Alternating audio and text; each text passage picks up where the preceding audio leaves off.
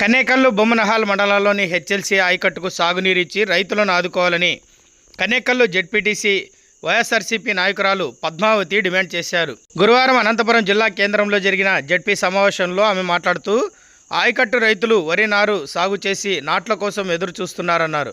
తుంగభద్ర డ్యాంలో ఆశాజనకంగా 95 టీఎంసీలో నీరు ఉన్నందున సాగునీరు విడుదల చేయాలని జిల్లా కలెక్టర్కు ఆమె విజ్ఞప్తి చేశారు. ఆలస్యమైతే నారు ఎండిపోతుందని, నాట్లు వేసే దిగుబడి రాదని ఆవేదన వ్యక్తం చేశారు. దీనిపై స్పందించిన కలెక్టర్ హెచ్ఎల్సీకి వచ్చే నీటిని ప్రస్తుతం తాగునీటికి వాడుతున్నామన్నారు. పరిస్థితులు అనుకూలిస్తే ఆయకట్టుకు సాగునీరు ఇచ్చే విషయం ఆలోచిస్తామని హామీ ఇచ్చారు. Thanks for watching this video. ఈ వీడియో మీకు నచ్చినట్లయితే లైక్ చేయండి, షేర్ చేయండి, సబ్స్క్రైబ్ చేసుకోండి. మన రాయదుర్గం ఆర్డీజీ న్యూస్. మా లేటెస్ట్ న్యూస్ అప్డేట్స్ కోసం నోటిఫికేషన్లు రావడానికి బెల్ బటన్ని యాక్టివేషన్ చేసుకోండి.